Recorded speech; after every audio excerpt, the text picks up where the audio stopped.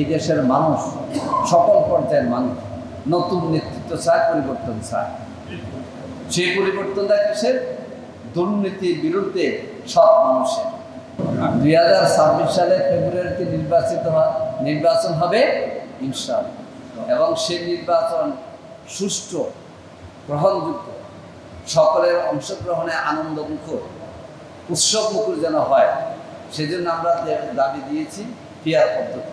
এটা মানতে হবে এবং এর আলোকে নির্বাচন হবে ইনশাআল্লাহ।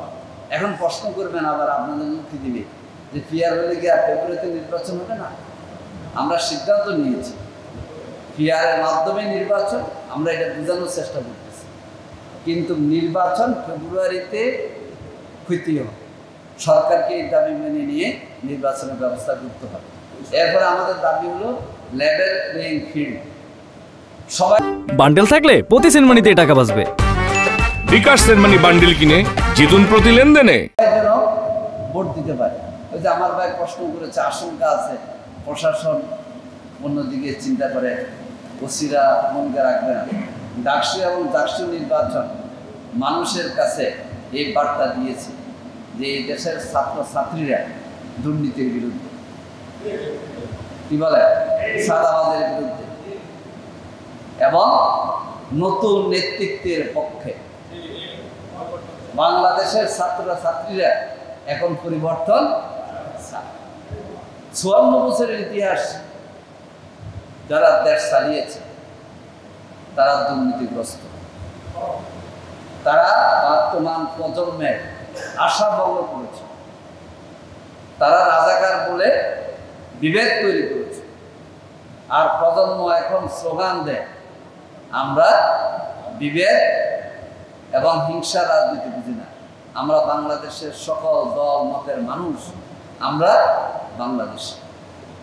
কি বলে, ঢাকা বিশ্ববিদ্যালয়ের দূরের ট্যাবলেট খাওয়ানোর চেষ্টা করছে। একটা হচ্ছে শিবির, নারী নির্দেশ। কি বলে, তাহলে সাদিক কায়েমের ভোট বেশি দিছি কে? ঢাকা বিশ্ববিদ্যালয়ের প্রথম মেয়ে হল, রোকেয়া হল, সবচেয়ে বেশি মেয়ে এখানে, এবং সবচেয়ে বেশি ভোট সাদিক কায়েম কোন মেয়েদের হলে পেয়েছে? রোকেয়া হলে পেয়েছে। এবং উল্লাসটি মেয়েদের রেজাল্ট ঘোষণার পরে এদের দ্বারা বোঝা যায় যে ছাত্ররা, ছাত্রীরা, নারীরা বান্ডেল থাকলে প্রতি সেনমানিতে টাকা বাঁচবে। বিকাশ সেনমানি বান্ডেল কিনে জিতুন প্রতি লেনদেনে। এই দেশের মানুষ, সকল পর্যায়ের মানুষ নতুন নেতৃত্ব চায়, পরিবর্তন চায়। সেই পরিবর্তনটা কিসের? দুর্নীতির বিরুদ্ধে সৎ মানুষের। কি বলেন আপনারা? এটা বলতে বক্তৃতা কিন্তু এটা দিতে হবে। সৎ মানুষ চায়, সাদাবাজ মুক্ত সমাজ মানুষ চায়। তারপরে মানুষের অধিকার এবং সম্মান রক্ষা হবে সেটা চায়। আমি তো আশ্চর্য, ঢাকা বিশ্ববিদ্যালয়ে বোরকা পরে না এমনি ছাত্রী, জিজ্ঞেস করতেছে আপনি কাকে ভোট দিয়েছেন? অবলীলা বলে করতেছে সাদিক কায়েমকে ভোট দিয়েছে। ক্যাম্পাসে কি আরো কিছু হওয়ার আশঙ্কা আছে? তো কোনো আশঙ্কা দেখতেছি না। আর এখন যেভাবে কাজ শুরু করেছে, দোয়া করে এইভাবে কাজ যদি অব্যাহত থাকে, সামনে আমাদের নির্বাচন জিতার জন্য পোস্টার লাগানো লাগবে। কি বলে, এই জন্যে ছাত্র জনতার যে উত্থানের আকাঙ্ক্ষা, বুকের মধ্যে অনেক ঝড় পেতেছি, সেই ঝড় দূর করে দিতে হবে। পারবেন? শুরু করতে হবে এখানে কি ছাত্র জনতার বুকের ঝড় কি?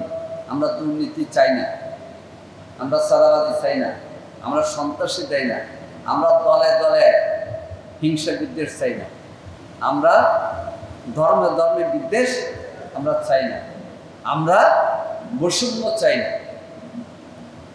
এইগুলো ঢাকা বিশ্ববিদ্যালয় এবং জাহাঙ্গীরনগর বিশ্ববিদ্যালয়ের ছাত্রছাত্রীরা প্রমাণ দিয়েছে। আশা করি আমাদের বক্তব্যের মাধ্যমে যদি আপনারা এগিয়ে যেতে পারেন তাহলে হবে। এতদিন শুনছি চান্দে অমাবস্যা লাগে, আজকে দেখলাম সূর্যে অমাবস্যা লাগে।